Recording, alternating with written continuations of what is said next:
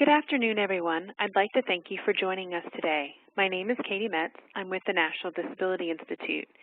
You're joining us for our webinar, Prolonging Work Supports to Keep You on the Job. Today's webinar is sponsored by Accorda Therapeutics. At this point, I will turn it over to my colleague, Nakia Matthews, who will go over a few housekeeping tips for us. Nakia? Thank you, Katie. Good afternoon, everyone. The audio for today's webinar is being broadcast through your computer. Please make sure your speakers are turned on or your headphones are plugged in. You can control the audio broadcast via the audio broadcast panel, which you see an image of below. And if you accidentally close this panel or if the sound becomes unintelligible or stops, you can reopen this panel by going to the top menu item, Communicate, Join Audio Broadcast. If you do not have sound capabilities on your computer or you prefer to listen by phone, you can dial the number that you see here, and you do not need to enter an attendee ID. I will also share this information in the chat box so you can have it when I change the slides. Real-time captioning is provided during this webinar. The captions can be found in the Media Viewer panel, which appears in the lower right-hand corner of your webinar platform. If you'd like to make this panel larger, you can do so by minimizing some of the other panels like chat, Q&A, or participants. And conversely, if you do not need the captions, you can minimize this panel. There will be a question and answer portion toward the end of the webinar. Please use the chat box or the Q&A box to send any questions you have during the webinar to me, Nakia Matthews, and I will direct those questions accordingly during the Q&A portion. If you are listening by phone and not logged into the web portion, you may also ask questions by emailing them directly to Katie at kmetz, M-E-T-Z, @ndi-inc.org. Please note that this webinar is being recorded and that all materials and archives will be placed on the NDI website at realeconomicimpact.org/financial wellness. If you experience any technical difficulties during this webinar, please use the chat box to send me a message. I'm Nakia Matthews, or you may also email me at nmatthews, with 2 T's, @ndi-inc.org. And I'm going to turn it back over to Katie. Thank you, Nakia. Again, my name is Katie Metz. I am Manager of Financial Empowerment Inclusion with National Disability Institute, and I welcome you to our webinar today. During today's webinar, we'll talk about a few things. We will go over financial wellness and what it means for individuals with MS specifically. And then our presenter will talk about an overview of what having a job means to financial wellness, the extension of support networks, and the importance of providing structure in life activities. Considerations directed to knowing yourself well and your capacity to work. We'll talk about disclosure of disability, returning to or remaining on the job as a person who has MS. As Nakia mentioned, please submit all your questions into our chat box to Nakia or myself, and we'll make sure that we get those questions to our presenter towards the end of the webinar. Any questions that aren't answered, we'll ensure to follow up with you at a later time, or you will receive contact information at the end of our webinar to follow up individually as well. We will then provide you with some resources and some suggested next steps. We want to once again thank Accorda Therapeutics for their sponsorship of today's webinar. They have had a long-standing relationship with National Disability Institute, and we thank them for their sponsorship and the opportunity to provide today's webinar to each of you. If you are unfamiliar with National Disability Institute, we are a national research and development organization out of Washington, D.C., with the mission to promote income preservation and asset development for persons with disabilities, to work on building a better economic future for Americans with disabilities. You can find more information about National Disability Institute at realeconomicimpact.org. So what is financial wellness? We define financial wellness as the state of a person's finances with the intent of working towards financial behaviors that limit stress and the impact of stress on one's daily life. We know as a whole, financial wellness has an effect on every aspect of an individual's life. Specifically for individuals with MS, this can often cause stress that can exacerbate individuals with MS So we like to talk about what are ways that we can work around ensuring better financial wellness for all. When we talk about financial wellness, we want to look at different aspects of an individual's well-being and how we get to becoming financially fit. One of those is through understanding public benefit rules. We did have a webinar last month, and if you're interested in seeing that archived webinar, it is available once again on our website at realeconomicimpact.org, or you can follow up with questions at any time to one of our staff members. Financial wellness is also about being financially literate and making sure that we understand what it means to develop assets and utilize the income and the assets we have to ensure we're becoming financially fit in the future. We talk about accessible, affordable financial services, building and maintaining assets, accessing available healthcare subsidies. For those of you that are interested, we will be doing a healthcare webinar series next month on November 20th, and that information is also available on our website as part of this financial wellness series. Once we talk about fitting right in with today's webinar, understanding work and long-term options, going back to work once we're back in employment or continuing our employment, and we have income, what are the different favorable tax provisions that are available, and also what does it mean to budget and to be able to use the income and the resources that we have to, again, become financially fit. National poverty estimates, as you can see, individuals between the ages of 18 and 64, for those individuals without disabilities, the national average is 12.4% had income below the poverty level over the past 12 months. For individuals with disabilities, that rate jumped to more than 2 times at 27.8% with income below the poverty level. These statistics come from us in the U.S. Census Bureau from 2011. As you can see, with these statistics, we know that no group in America is more in need and more deserving of economic recovery. For millions of working-age adults with disabilities, we have unfortunately set up a system of dependence on public benefits for income, health care, food, and housing, becoming a trap that requires individuals to stay poor in order to stay eligible for the benefits that they so need. The Americans with Disabilities Act, many of you are probably familiar with, and they state in there, which we like to point out, many of us think of the ADA as what it means to have accessible sidewalks or to have job accommodations, all very important things. But when you look at the ADA, it also says that the nation's proper goals regarding individuals with disabilities are to assure equality of opportunity, full participation, independent living, and most importantly for this scenario, economic self-sufficiency for such individuals. It is so important that we recognize as part of the Americans with Disabilities Act that we all see that part of that, ensuring civil rights, is also ensuring that individuals with disabilities have the right and the access to economic self-sufficiency, just like anyone else.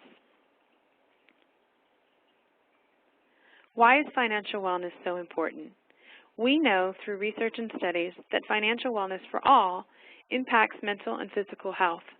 It positively impacts self-concept and changes status when other community stakeholders are involved.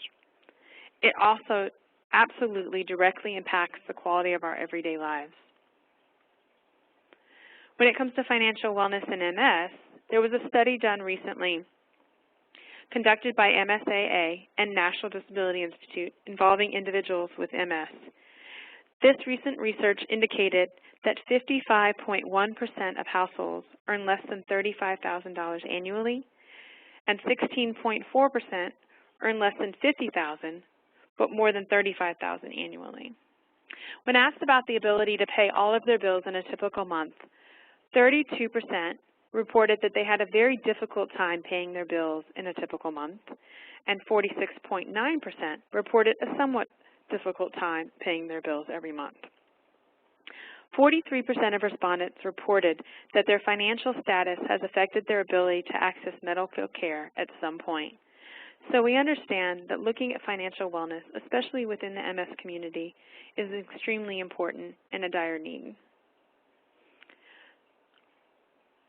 During the same survey conducted, individuals with MS also indicated that 71.7% of respondents did not have enough savings to cover over 3 months of expenses, and 67.1% reported their finances were worse since their MS diagnosis. 73.7% of respondents reported they were not aware of or have not used financial stability programs such as the EITC, Earned Income Tax Credit, IDA, Individual Development Accounts, FSS, Family Self-Sufficiency, and the PASS program, which you'll learn about more in subsequent webinars and in past webinars where you can find the archived materials on our website. I want to talk to you briefly. Here we have listed some financial wellness strategies. I can't go into all of them. However, you'll see that there are multiple strategies that are a part of economic empowerment. First of all, it's important that we know how to save and that we have the appropriate channels to do so, such as creating a budget, credit repair, and of course, having a bank account, which is part of our financial literacy. I'd briefly like to highlight the third box as well, which talks about additional asset building strategies that individuals can access, such as we just mentioned the Family Self-Sufficiency Program through HUD, which provides support for persons who potentially would like to own a home, or individual development accounts, which are match saving programs allowing individuals to save for a home, education, or starting a business. For more information on these, you're welcome to contact us directly or again visit our website. Another strategy that I'd like to point out on here, of course, is employment, what we'll be talking about today. We need employment and wages to build assets. And once we have employment, it allows us to pay taxes and, of course, access other potential credits, such as the Earned Income Tax Credit, which has been called by some the largest anti-poverty campaign of the U.S. It is a dollar-for-dollar tax credit which reduces the amount of tax owed and may give an individual a larger refund. Once again, in order to do many of these things, employment is such a vital part of staying active and earning assets and income. I'm so happy to welcome today our presenter, Karen McCullough, who is part of our National Disability Institute. Karen is a graduate of Grant Hospital School of Nursing in Columbus, Ohio, and Loyola University of Chicago. She's currently licensed to practice nursing as an RN in the state of Illinois. Karen worked in both the clinical and community health arenas for many years, and in 1990 established her own for-profit private practice focused on community health disability education. She's an entrepreneur and owned her own business for 15 years. She's also the co-founder of the National Organization of Nurses with Disabilities. In 2005, Karen accepted a founding executive director position for a new initiative, Disability Works, located at the Chicagoland Chamber of Commerce, the result of Mayor Daley's task force on the employment of people with disabilities. The goal of the initiative is to remove barriers that keep people with disabilities from becoming employed with a focus on both the supply and demand sides to employment. And she was instrumental in moving this initiative statewide in 2007 while working with the Illinois Department of Commerce and Economic Opportunity. During the time Karen was executive director, she held a federal appointment to serve on the Job Corps National Advisory Committee and served on President-elect Obama and Biden's transition team in 2008. Karen resigned as the executive director of Disability Works in 2010 to reestablish her own business, and she received a presidential appointment from President Obama in 2011 to serve on the Ability One Commission. In 2012, we were so gracious to have her accept the founding National Disability Institute Project Director position for a new TA center funded by the Department of Labor's ODEP, the LEAD Center. She served 1 year and has transitioned out of this position into the Director of Special Projects before she retires at the end of 2013, where she will continue her work through volunteer and other active opportunities throughout the disability community. Karen has a long work history, and we are so glad that she has been able to present with us today. So Karen, with that, I will turn it over to you. I really appreciate it. I am very excited about having the opportunity today to present. because I'm not only am speaking from a professional point of view, but I also am a person who has multiple sclerosis, and I've had MS for quite a long period of time throughout my career. And so the purpose of my points today is to help us look at ourselves, and you will see that as we progress through. It may seem like a silly question, but I want to ask about what does it mean to have a job? And I'm sure that if we had the opportunity to be face-to-face and really have an interactive conversation, we could come up with a lot of other points. But I want to make the points that we know that having a job gives us a reason to get up out of bed and show up for work. Now, there's lots of other reasons why we want to get up and get out, but this is a good reason. It gives us reason to get up, have a shower, shave, put makeup on, and have an opportunity to go say good morning to our colleagues at work. It also helps to reduce the isolation of our life and extend our networks. It improves our sense of self-worth because people rely on us for the skills that we have, and they acknowledge those skills. It offers us a sense of achievement, and it also it develops a respect that comes from our colleagues, friends, and family when we're working. It enhances our sense of purpose in life, and it also gives us the opportunity, hopefully, to be financially able to help other people. And it offers opportunities to extend our social and professional relationships with colleagues at work. Now, one of the things that I haven't hit on, or what are perhaps some of the concerns about a job, and I do want to acknowledge that to have a job can be stressful, but it can be made less stressful in regard to how we develop our work supports. But some of the questions and concerns about returning or staying on the job have a lot to do with the concerns about jeopardizing our public benefits if we have them. And as Katie had said, the National Disability Institute recently did a webinar, and I urge you to go back to that archived webinar to review it, because I think you will find it helpful, because it's a lot of information that passes on.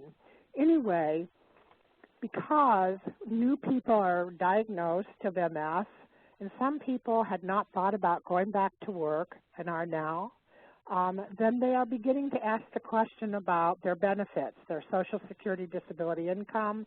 They may be receiving SSI, Social Security income, not disability related, and may also be receiving private long-term disability insurance.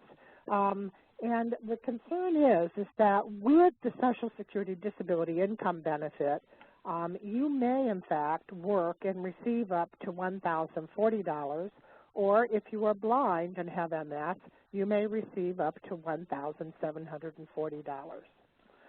If you receive a combination of Social Security disability income and private long-term disability insurance, you will probably need to check your plan before you return to work to see how that will impact that long-term disability insurance. But for sure, with SSDI, Social Security Disability Income, you can return to work, still remain with your benefits as long as your income does not go over that amount I mentioned. So, but if you are a recipient of Social Security income, the calculation for income is much different. So part of my message today is what we can do for ourselves, and many of those things is that we need to do the research. We need to ask questions. We need to speak with a benefits planner. And by the way, you have questions about that, please submit that, because I know that both Katie can answer questions in regard to that. But you also need to review your long-term disability insurance plan in order to make informed choices. And that's what this is all about, is making informed choices. Identify your challenges. Now, I probably am going to be using the word challenges as the same as disability.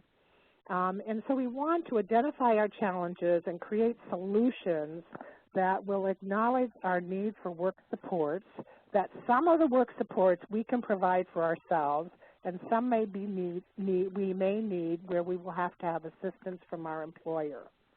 Individuals who have MS may have some similar challenges associated with their disability, but many do not. Every person with MS is different, and each individual must evaluate their own situation. Having said that, some individuals become employed knowing that they have MS but do not disclose because they do not have a disability that is requiring or they don't think requires to have actual accommodations from their employer. Many people with MS, it is non-apparent. There's no way anyone else would know. Disclosing multiple sclerosis or any disability is a choice that is protected under the Americans with Disabilities Act. So disability status, however, when you have MS, may change, which may also require you to revisit your disclosure if you are currently working, so that you may need to request work supports when your employer may in fact not even know you have MS at this point. If you do not disclose your disability, you are not legally eligible to receive accommodations at work. But I want to preface this by saying to you there are many companies now that are very much into enhancing productivity, no matter whether the employee has a disability or not. So perhaps asking for accommodations or assistance is not that big of a deal. A lot of companies want to help you perform your job at the highest productivity possible. So it's important that you think through your challenges that impact your work capacity. Becoming aware of your challenges will assist you in developing strategies to problem solve for yourself, or beyond that, to ask for assistance to help resolve any issues. I want to address some things, and I want to say I'm a very strong disability rights advocate, and I'm very much directed to the independent living philosophy and the social model view of disability. I'm not. The medical model view of disability means that we, as people with MS or any other kind of disability, we are broken and we need to be fixed. That is definitely not where I come from. The social model is, though, that we as people with disabilities need to step up and move forward with our lives despite the disability and help to figure out how we do that. So I want to address, and this isn't always addressed frequently, but I want to address some challenges that we may have where we can actually put in some of our own work supports to help resolve those challenges. One of the areas which is not talked about very often, sometimes physicians never even ask, and we may not be aware, but some people with MS have some cognitive deficits that may go unnoticed and does not necessarily impact by any means their intelligence. But the cognitive deficits experienced by people with MS are frequently not ever talked about, and no one may ever mention to them that those cognitive deficits may be present.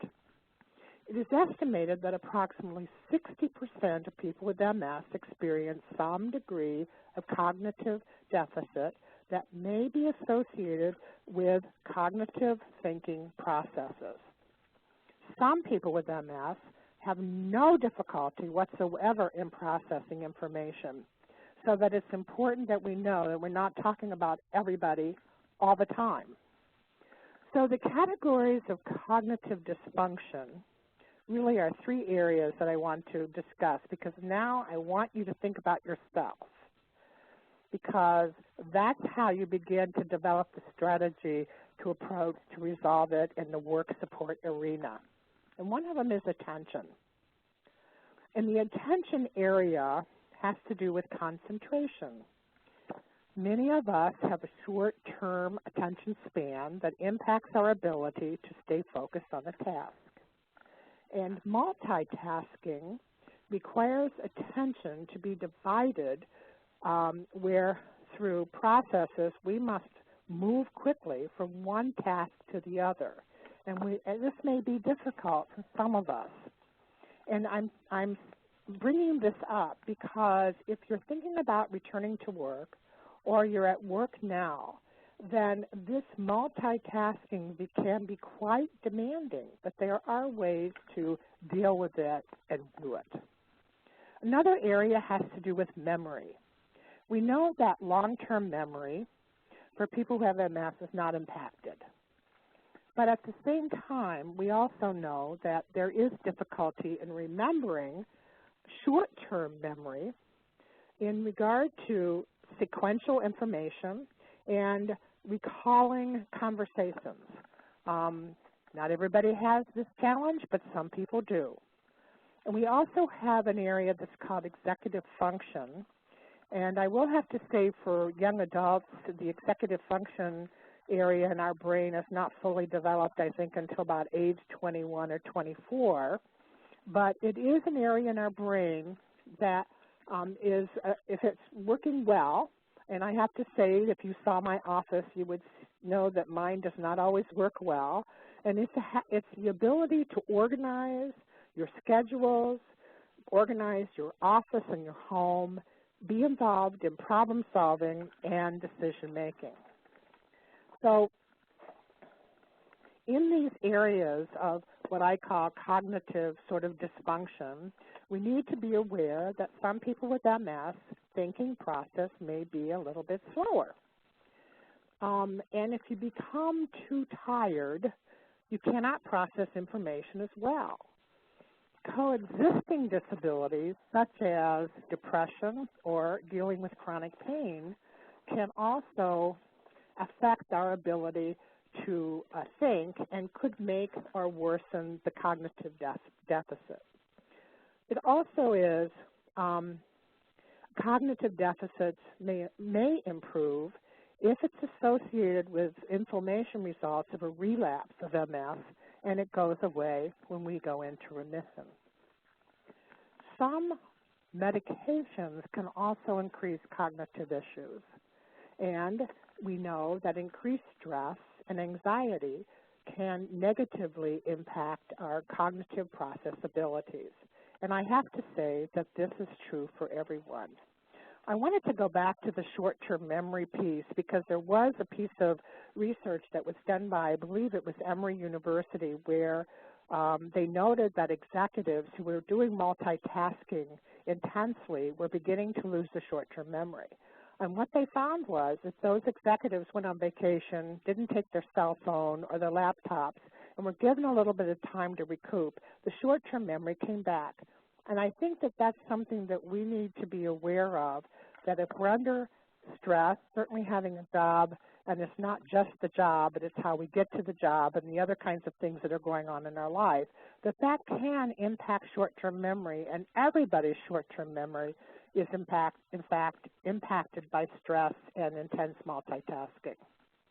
So implementing strategies that may substitute for memory is an important thing that you can think about in regard to what you can do to reduce the cognitive deficits that you may experience. So one of the biggest things is to reduce the distractions by working in a quieter environment. I frequently have been in a situation where, I telecommute, and so I'm in an office by myself where it's very quiet, and so I have no distractions. But when I get into a work environment where there's people coming and going and talking and offering a variety of information and saying hello, I'm totally distracted and I really cannot concentrate on what I need to do. So working in with a smaller number of people in order to follow conversations offers us the opportunity to process information with much greater ease. So think about your work situation, and if you have the way to control that, that's the ability to provide your own work support. And keep socially and intellectually active. And I put this in here because I think that sometimes when we're newly diagnosed with MS or we have a relapse, we feel like we may not be in control of our lives. And I think keeping intellectually active is important. And I always say to people, put yourself in a learning experience. I don't care whether you're taking a course on bird calls or on how to speak Italian. But for some reason, learning something new, putting yourself in an educational environment makes us feel as though we have better control of our lives. And I cannot tell you, I've actually experienced that and felt a much better attitude and a lighter heartedness about my life when I've been in an educational atmosphere. So give yourself more time also to accomplish a task. I don't know about you, but I will tell you, if I'm given a deadline and I have a very short period of time to try and produce a product that I've been requested to do, I don't do really well. So it's very helpful for me to be given a little bit more time if I have that chance so that I can perform my job. Follow up quickly at home or at work by recording the items you want to remember in a way that you know will help you. One of the issues is we have to remember where we have put that information so we can go back to review it. And some of the suggestions on this to substitute for memory: use your smartphone, a computer calendar, or an iPad to keep your calendar updated.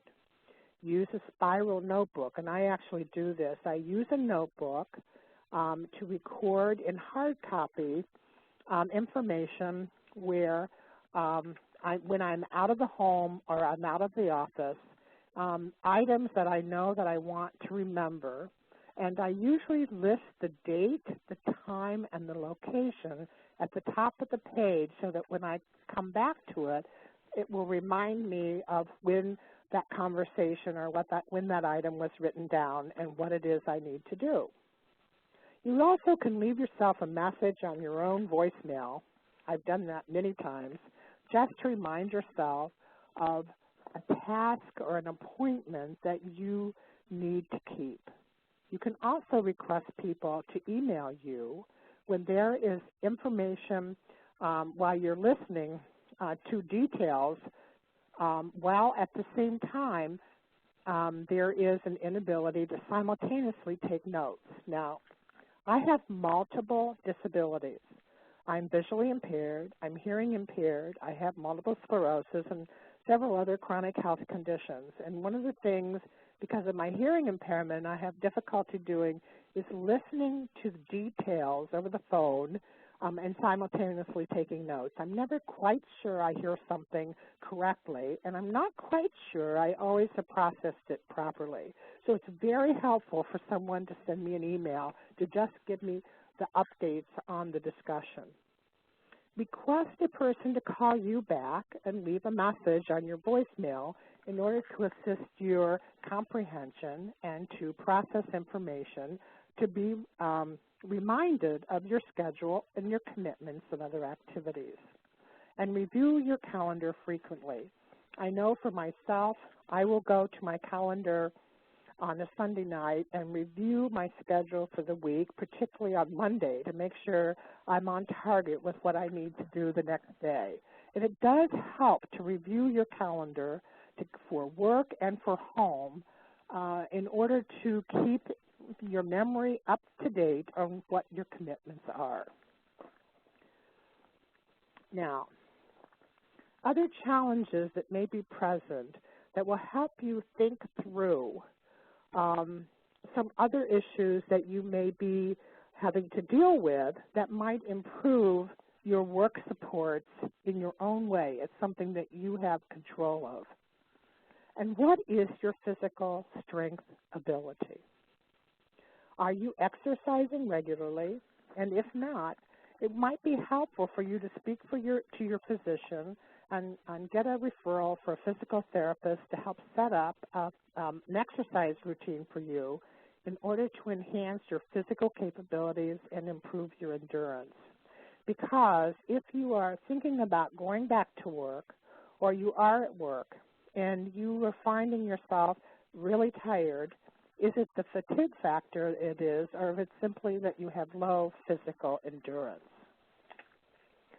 Research demonstrates that exercise enhances your energy level and can improve your balance and walking. I have a friend who has MS who uses a scooter, and he actually does Pilates on his back. I'm not quite sure how he does that, but it sounds as though in exercising, if there's a will, there's a way to do it. And speaking of fatigue factor, and I don't know if you're impacted by that, but I know that I am. Many people with MS share that they have a fatigue factor they must learn to live with in managing their time while continuing to be effective on the job or at home in taking care of their responsibilities. In an online survey that was filled out by college students that have MS, 85% of those college students responded by saying that it was the fatigue concern that was an educational challenge that was number one issue, but it also followed by cognitive concerns. So many factors impact the onset of fatigue and reduce stamina, that including living and working in environments that are too hot with high humidity or are too cold. And if you have the ability to control the temperature of your work environment, this will be very helpful to you. I actually have a friend who has MS who said to me, my best temperature is 72. I do very well at 72, and that's the temperature I want to live in. And so I say he needs to probably move out of the cold winters of Chicago, Illinois. So ensure your work and home environments offer you the opportunity to control the temperature that will work best for you to maximize your abilities. What are your mobility limitations? Do you have walking up and down stair issues? Do you have standing for long periods of time issues? Walking long distances? Do you use a cane? Are you using a wheelchair or a scooter? As far as thinking about work supports, is your work and home environment accessible? And if you're thinking about returning to work, you need to think about that, the accessible environment that you want to return to as well. If you have to walk up a lot of stairs to get to your job, that may not be the best job for you. However, you can also think about telecommuting. If you are thinking about returning to work, what accessible transportation options do you have in the area in which you live? Now, many of you have probably figured this all out, and you are dealing with whether you have access to good transportation or not. But definitely, you have to be able to get to work in order to have a job. And so it's something to be thinking through as you think about the work supports you need. So, if your disability status has changed, what strategies do you need to implement to address mobility constraints?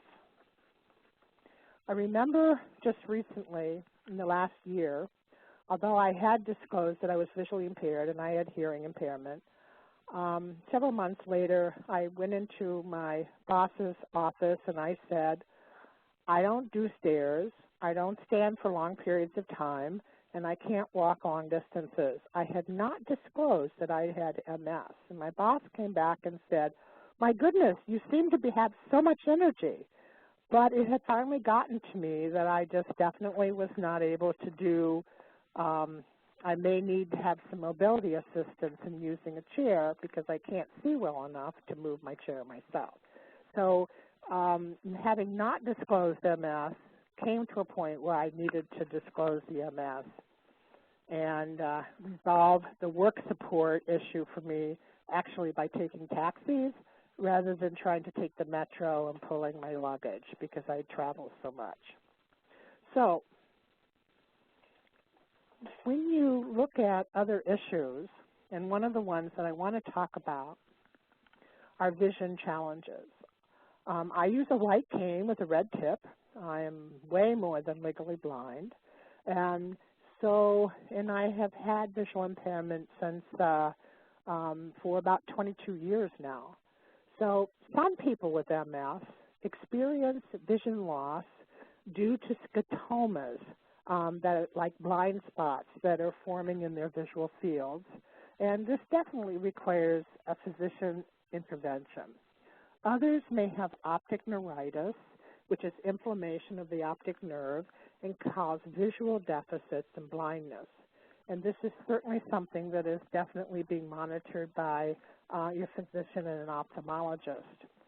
Double vision is a frequent issue for people who have MS, and it occurs when the brain is not able to convert images from both eyes into one image. So this can last for a few weeks or a few months, and maybe even longer where there may be more dramatic types of treatment. But frequently it's associated with a relapse or a flare-up of the MS. Strategies and treatments for double vision do vary, and all of these do need to be monitored by a physician. I know that I wore an eye patch for quite some time to block the double vision, and it was very, very helpful. But I definitely was directed by a physician to be using an eye patch. Another option is the prism lens, which fits into eyeglasses, which reinforce the way the light enters the eye, it is prescribed and adjusted by an ophthalmologist. And some people are quite fortunate that the prism lenses work. And also helpful is to reduce eye fatigue by reducing computer use and reading. But that's not an easy thing to do if, in fact, we are at work and we have a job to do. We are supposed to be using a computer and we need to read. So some best suggestions for that is to use audio books for leisure, but to also increase the font size of the print on the computer to reduce the eye strain, and also to improve the lighting and to decrease the glare. And we do know that there are some medications that are prescribed by the physician that can help as well. But there's the assistive technology software that is available that can be downloaded onto your computer that can provide large print and screen reading function. And that's one of the best ways to reduce the eye strain, is to move your software into the screen reading function so you can actually listen to what has been written on a page, something that you've written, or even an email. A screen reader will read the email for you. Another challenge that may be present that you need to think through, and many people have already resolved it, but many people who have MS do have slow or slurred speech. And some people have lost their ability to speak due to weakness in their larynx and their muscles. And some people with speech impairment impact their communication ability, and they will use a voice synthesizer, what is often called an augmentative alternative communication device. And they will push keys on a tiny, little square rectangular piece of plastic, actually, with keys on it, that it looks similar to a small computer keyboard, and the voice synthesizer speaks the words they want to say. So that in itself is a work support. The communication device I'm talking about helps someone stay at the job, be able to communicate, and just move on with their lives. Now, I want to talk about, as we think about the challenges we have in looking and thinking about returning to work or staying on the job, is the issue of disclosing your disability. Now, the decision to disclose to your employer that you have MS is up to you. Disclosing can be a challenging experience, so be knowledgeable of your disability. It's up to you to know your disability well. You do not have to sell your disability to an employer. What you do is you emphasize and you sell your skills. Disclosing that you have MS does allow you protections under the Americans with Disabilities Act. What happens is if you disclose to an employer, and the employer is not knowledgeable of ADA, it opens up an interactive process where the employer must follow through. People with MS are not obligated to disclose their disability unless having MS is likely to affect their job performance. And that's something you have to think through as well. If work supports or accommodations are needed to meet the essential functions of the job you are applying for, or your disability status has changed and you need to put into effect, and your employer does not know that you have MS, it is very important that you disclose your disability in order to be successful. Accommodations that you may need are not meant to make up for a lack of skills, knowledge, or abilities. That's not what this is about. Essential functions is help you to perform a job that you have the skills for, but because of your disability, you're not able to quite apply those skills in the direction you want. Some people fear that if they disclose that they have MS, they will be viewed by an employer with negative preconceptions that the employer may have about disability. And I don't want to discount that because that certainly is a possibility. But as you are selling yourself and as you're knowing the work supports you're going to need, if any, that helps make it easy for the employer to get past their perceptions. That doesn't mean there isn't some bias always present at the workplace. But we do have a responsibility as a person with a disability to keep moving forward and do the job we want to do and we are able to do with the supports we need. So disclosure of a disability is confidential if you disclose, and only the personnel that are most involved with you at the workplace should be aware that you have a disability unless you choose to disclose to your colleagues. Now, some of us who have MS, our disability is obvious, and so that's not really an easy thing to keep it confidential, although we don't have to talk about it if we don't want to. So that disclosing that you have MS does open up the opportunity to be honest and discuss work supports and accommodations that you need. And it's more likely to set you up to succeed. One of the strategies that I used when I accepted the position as Executive Director of Disability Works was that I knew at the Chicagoland Chamber of Commerce, where that initiative was located, I was going to be the first person with obvious disabilities that would have ever been present at the work site. So I prepared a list of written accommodations that requested the products and accommodations that I needed. And I also made suggestions on the products and adaptive devices or assistive technologies that would help me do my job. And this is an important piece we have to remember, that this is where our own research begins to play an important role. Set yourself up to succeed.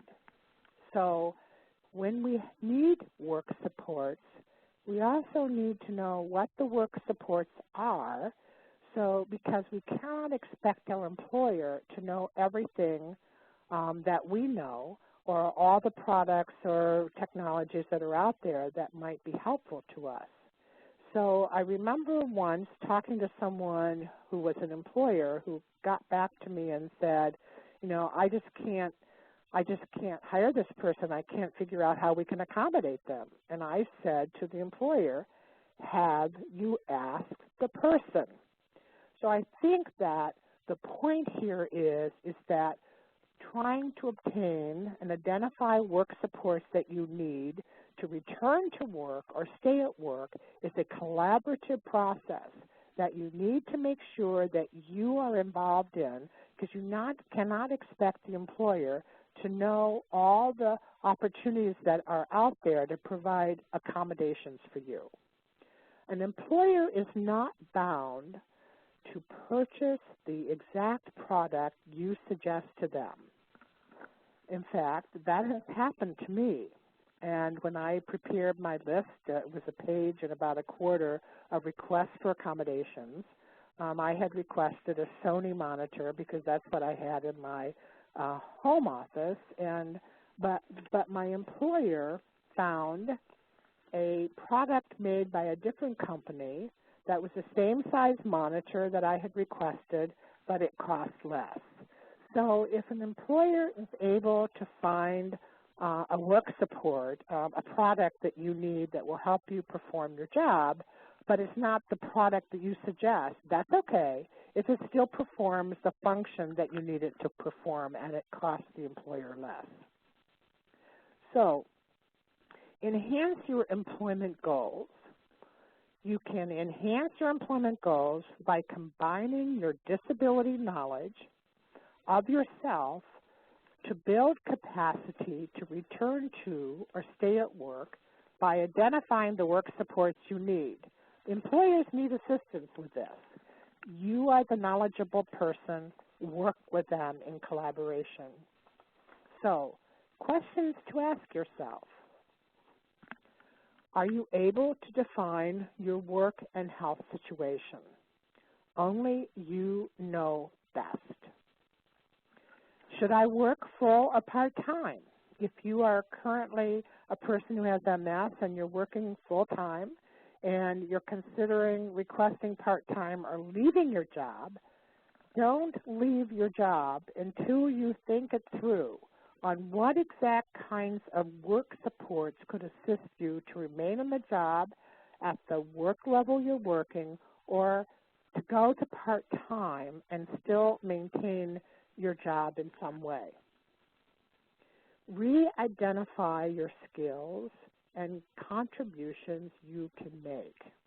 If you're thinking about returning to work, think about what it is that you did now that perhaps you had an MS relapse, your disability status has changed. What other items do you need to put into effect? What other skills do you need to develop in order to come back to work and be able to perform the job?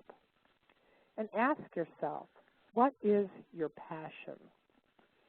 I will tell you for myself, any job that I've had where I have felt passion, I will work my heart out to do the job. So it makes a big difference if you care about what it is you're doing. And ask yourself, what is important to you? What is important to me? What solutions have you identified to address your challenges? You are the driver. Remove the barriers. Now, I have a different philosophy in that what is. I have multiple sclerosis. That's the way it is. I've had my periods of time where I've been in denial and I have pushed myself way too hard. I have denied symptoms, and I have to come to terms with, if this is the way it is, then let me figure out how I can have MS and still work, resolve the issues I'm confronted with, get the work supports I need, and to do the job I really like to do. So, are you your own best self-advocate? Are you able to ask for what it is you need? What is your career dream? Are you in a job that you want? So I think that having a job is one thing. Financial wellness is a huge issue that is so important to all of us. But having a job is not just about a job. It's about figuring out how do you get to the job, how do you get home, how do you still fulfill other responsibilities that may be part of your life in regard to children or family. So it's the whole package. I look at each of us holistically, in certainly having a job is extremely important, and it impacts our financial wellness. But we also have to put into perspective all the demands that are on us, just like they are everyone else, and how can we figure out how to do what we need to do in the most effective way that requires as much less energy as possible. We only have so much energy to do what we need to do. So let me give you an example, and that's coming to terms. I travel a lot. I have to make a decision. Do I want to be strong and walk to the gate at O'Hare Airport? It's a big airport. No, I've made a decision. I use disability services. I use a wheelchair to get to the gate. Right now, I will walk the ramp, but I will make arrangements for a wheelchair to meet me as soon as I get off of the plane, wherever my destination is, and I will have someone then push me in a wheelchair to get to baggage, to help me find my baggage, and then get me out to a taxi. Now, I take taxis a lot because I have to make a decision in regard to the job. Do I want to use up my energy by walking an airport, or do I want to save that energy so that I can be cognitively on target when I get to a meeting or I get to a place where I need to be on in order to present information at a conference or whatever it is I'm doing.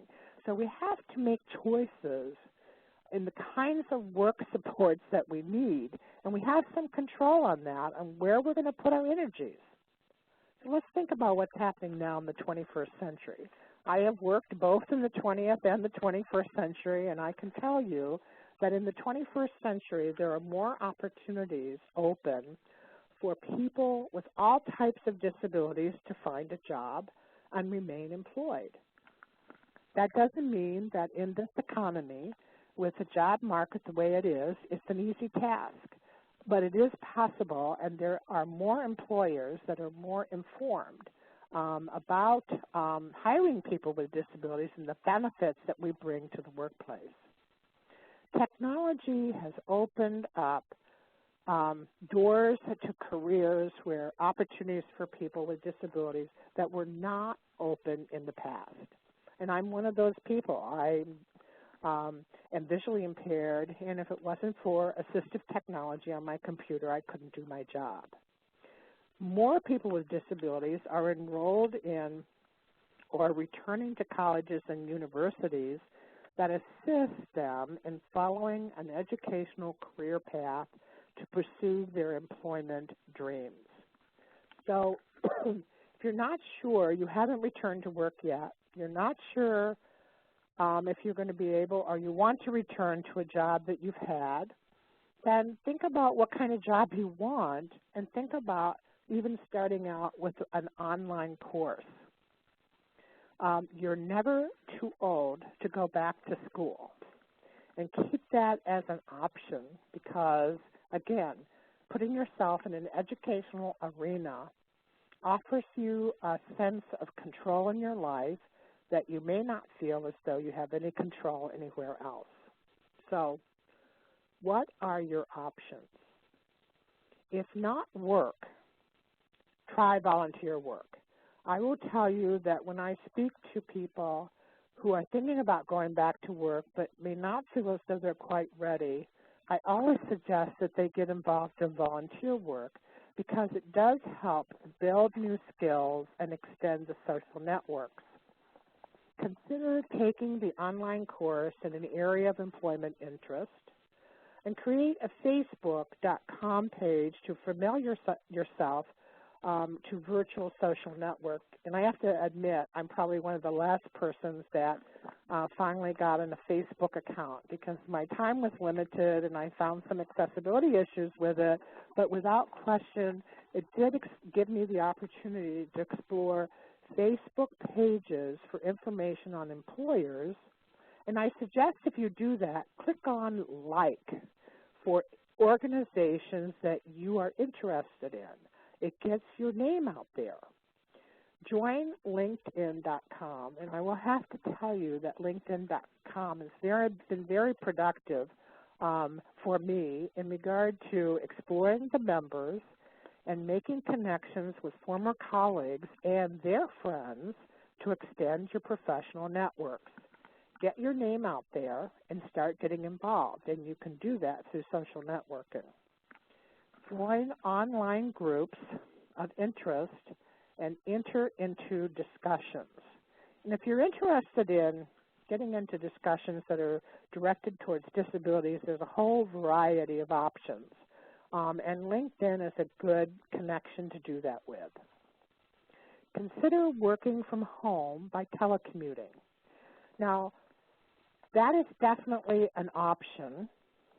But if you're a person who needs work supports because the accessibility of the work environment, if you went into work, is not viable for you, you also, though, need to think about when you telecommute what other kinds of work supports you may need. And if you work in an office by yourself at home, will you be able to provide those work supports yourself? So telecommuting is a solution, but it may not be the means to the end of the job unless you can figure out how else you can accomplish the job and perform the job, that the essential functions of the job. For instance, if you, in fact, do need assistive technology on your computer, your employer can make that available. That certainly has been done for me, and that makes it possible for me to be able to telecommute with the office in Washington. Consider starting your own business and being self-employed. One of the things I liked about being an entrepreneur and having my own business for 15 years is that I could set up my own schedule so that I wasn't working 5, 6, 7 days a week, but I could pick and choose when I had appointments. And what I really liked about having a home office is that I would prepare all the information that I needed if I was going to be doing implementing a program for a company or a nonprofit that had hired me. And I would then leave my home office and go on site to do a presentation or present a weekly course or whatever I was doing. So I liked the fact that I had the leisure of being at home, and if I needed to work on program development, I could do it, at midnight, and it didn't impact anybody, and I could produce all the materials I needed and arrive on site prepared with all the information I wanted to disseminate on what I was presenting. So having your own business gives you a lot of opportunity to be creative. And I know a lot of people who are actually have websites and are selling products online who are entrepreneurs who have MS. So I also want to suggest that you be involved in investigating Social Security return to work incentives. I've been through that. I've done that. I did the trial work period when I was on SSDI.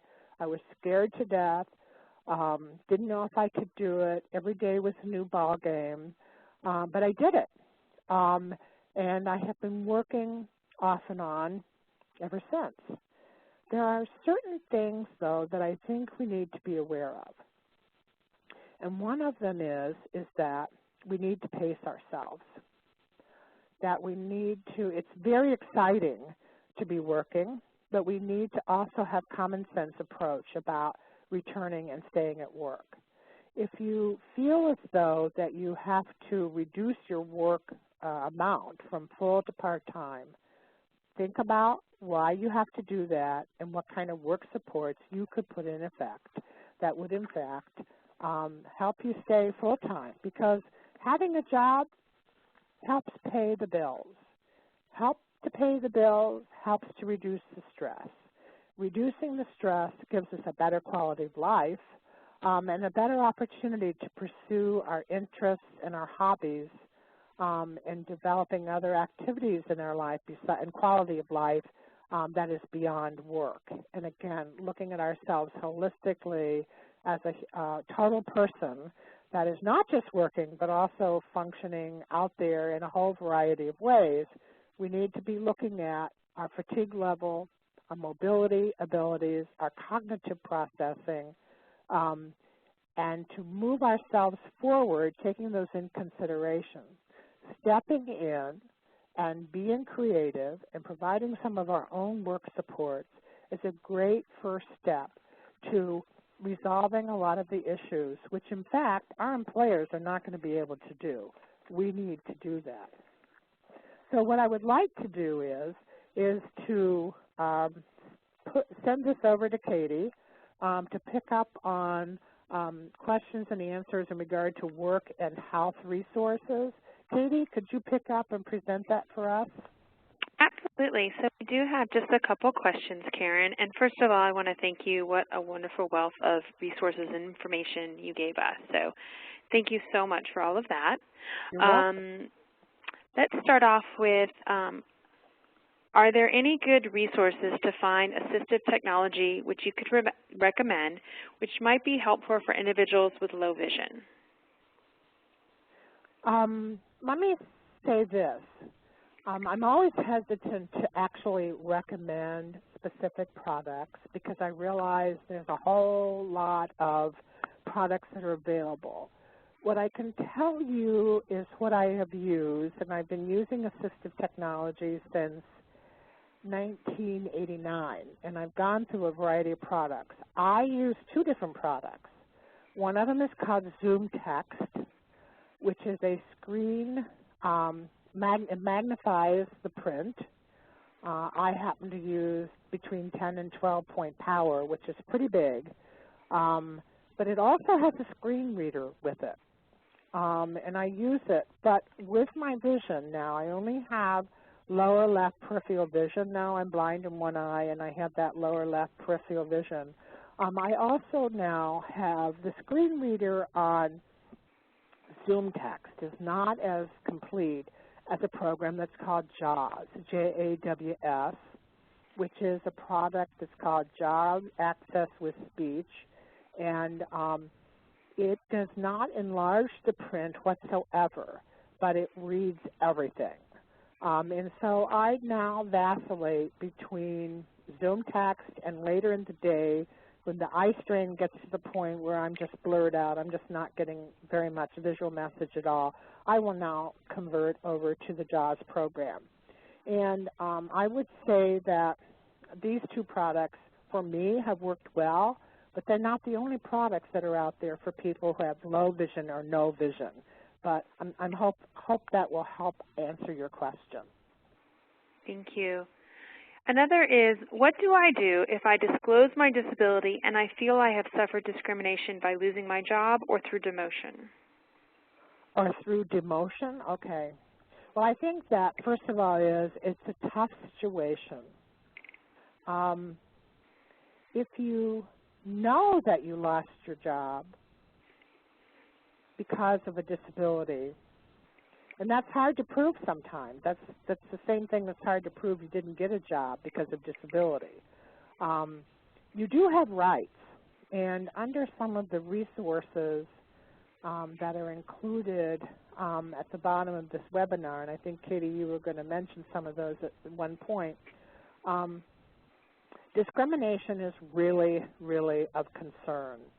And to get the individual assistance you need to potentially think about legal action can be very time-consuming, and it can be costly. Now, there is a protection and advocacy agency, disability network, across the country. I know in Illinois, in Chicago area, it's called Equip for Equality, and they have different names across the country. And you can, and we will be happy to send you that link afterwards to the protection an advocacy agency because it does protect the civil rights and Americans with disability rights of people with disabilities. And so I'm not a lawyer, but it sounds as though if you're suspecting that you've been discriminated against and you have been let go based on disability, that's a serious concern. You need to talk that through with someone who works in this area of law to see if, in fact, you have a case, to tell you what that might be involved in and what you might have to do if you wanted to file a lawsuit. The issue of being demoted is a whole nother situation, and you have to figure out how do you know that, I don't know exactly what you mean by demoted, whether you're moved sideways or you're put in a position where you're making less pay. I don't know exactly what demoted means, but I think also, hopefully, if your employer knows that you have a disability, that you have opened up this interactive process and you have had the opportunity to talk to your employer about this. Because if you've been demoted, does that mean that you're making less pay, or you've been shifted over into a position where they need you more on the job? So I'm not denying what I heard you say. I'm just not exactly sure what demoted means in regard to the way you're saying it. So I think, again, if you feel as though you've been discriminated against, you need to have some legal advice, and we will try to provide some resources for you where you can follow up. Great. Thanks, Katie. Another is, do many of your suggestions today work across multiple disabilities? Yes. I believe that, and I guess I also have to clarify, I'm a person who has multiple disabilities, and I have MS. Some of my disabilities are caused by MS, not all of them are. So I do believe that the work supports that I talked about do apply, whether it's a cognitive issue, whether particularly cognitive issue, that is something because stress impacts our lives as people with disabilities. And to survive, to move forward, to have a quality of life, we do have to put these kinds of supports into our lives no matter what our disability is.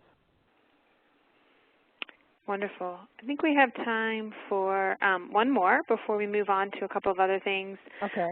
Someone asked, what do I do if my employer denies my reasonable accommodation request? That is a great question. I guess the question is what do you think is reasonable versus what your employer thinks is reasonable? And that is always the fine line to meeting the essential functions of the job with or without accommodations.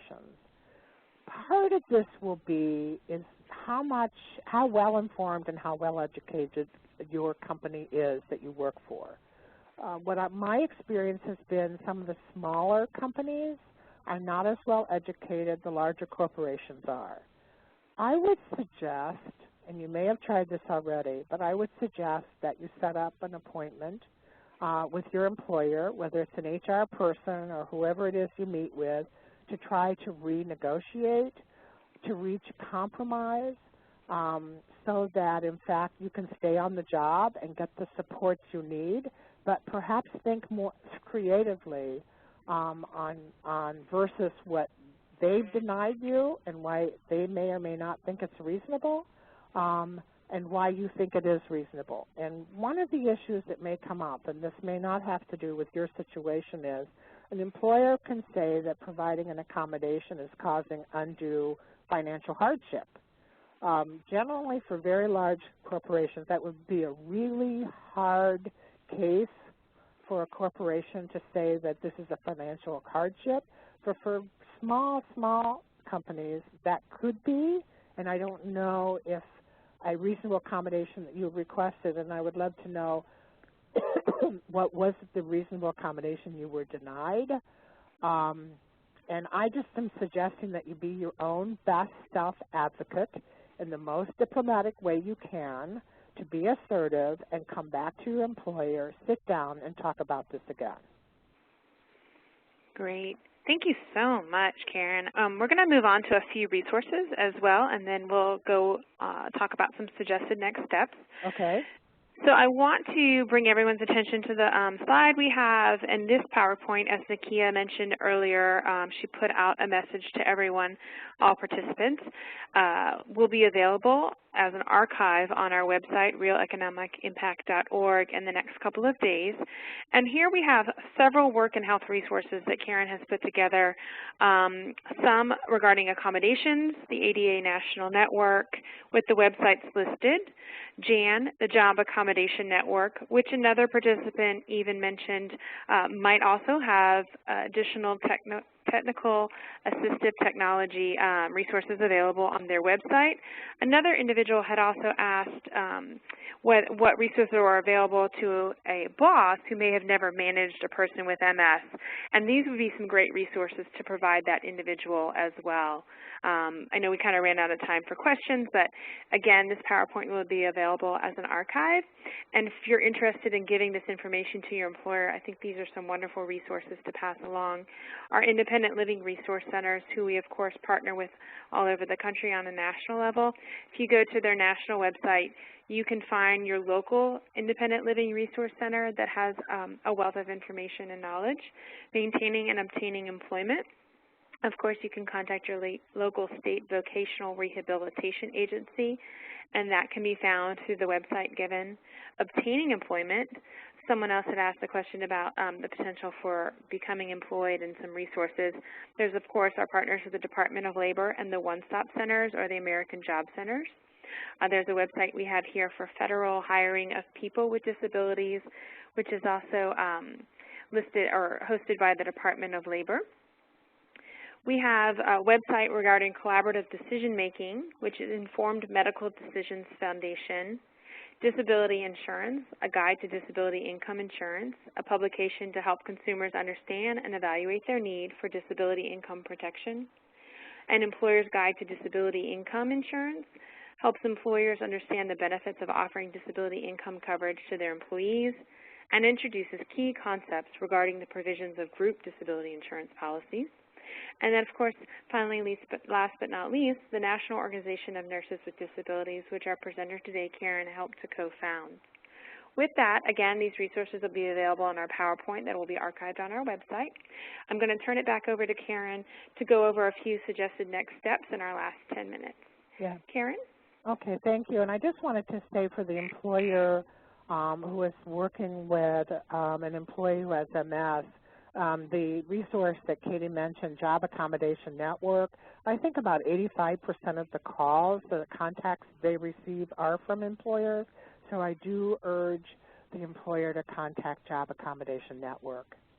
So let us look at the suggested next steps. And I want to just sort of step back and ask you the question, what is your view of yourself as a person with MS? Hopefully you feel like everybody else, but you simply have to do, potentially, do some old things new ways. And I think the way that we perceive ourselves impacts the way we present ourselves. And the way we present ourselves has a lot to do with the way people, I guess I would say, accept us or communicate with us. And so I have a very direct, pragmatic way of communicating. And I'm sort of a no-nonsense person, although I would like to say that I'm a warm and caring person. I'm very businesslike, and I think that the way we think about ourselves should not be thinking about ourselves as being any less than anyone else. We are of great value. We have skills. We have sense of humor. We are stubborn. We have abilities to provide skills at the workplace. We have talent, and so I think we have to be viewing ourselves like everybody else, accepting we simply need to have some work supports in place that will help us perform our job. So a positive attitude and a self-perception makes all the difference in the world in what we can believe we can do and accomplish. What is it that you want to do? And I think that this is a very pivotal point in people's lives who may have had them sort of turned upside down, particularly with a diagnosis and not knowing what MS is going to mean over time. What is it that you want to do? And don't let MS stop you from following your dream. Make up your own mind and move forward, taking it one step at a time. I recently, through the National Organization of Nurses with Disabilities, spoke with a woman who has MS, who had been in a rehab center for 3 months, and she wants to return to work. And I think that we have to take it from the first step first, and that is she wants to telecommute, but she's a nurse, and she's not sure what she wants to do. So you have to figure that out before you update a resume, before you direct a resume to the job that you would like to have. So you have to think of things first step, one step at a time. What additional or potential work supports do you need to remain at work or return to work? And you have to think it through. You have to think it through first before you ever approach your employer. And many HR folks are very, very good now at also helping you think it through, and they have become more knowledgeable about the kinds of supports that can be provided. What is your comfort level in asking for what you need? Now, this is important. It's never been easy for me to ask for help.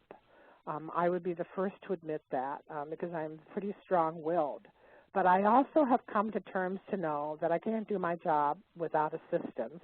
And if I'm motivated to work, then I better get used to needing to ask. And so it's just part of my life, but it is also part of your life to decide what your comfort level is in asking for assistance.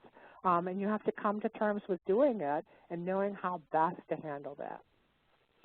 Are you your own best self-advocate in setting up a conversation with your employer? And this could apply to the person who asked about having the situation of having been demoted. So are you your own best self-advocate and going back to that employer to request the assistance and supports or accommodations that you need while you're working? This is hard to do. If you've been rejected, maybe there's been a miscommunication. I'm always think that it's worth going back and finding out why you were told you were not able to receive a reasonable accommodation. Open the discussion back up. The employer has a responsibility to be interactive with you because if it's impacting your job of performance, it's going to impact your job evaluation, and that's of concern. How prepared are you in knowing about work supports? Hopefully, through this webinar, I'm getting the wheels going as you're thinking about this. We're no longer in a time where people with disabilities need to be taken care of. We have thousands of people with disabilities in this country who are taking care of other people. I recently remember someone saying to me, they saw my white cane and they said to me, well, if there's anything I can do to help you, please let me know. And my response was, well, also, if there's anything I can do to help you, please let me know as well. So I feel as though the look at people with disabilities across the board in a matriarchal or patriarchal way are days that are hopefully beginning to pass by, and that we can be viewed as people just because we're a person with a disability doesn't mean that we don't have our own mind, that we aren't able to do what it is we want to do. So, but you need to do your research. With the question on the person in regard to low vision and assistive technology, I urge you to get on it, get moving, get it, so that you can become familiar. There's a learning curve with all of this technology, and it takes time to learn it. But once you have, it can change your life. Think about how you can create solutions directed to any physical, cognitive, or emotional challenge that you may view as a barrier to returning to or remaining on the job. Let me give you an example. I have significant hearing loss. I wear hearing aids. I use an assistive hearing device when I'm in meetings.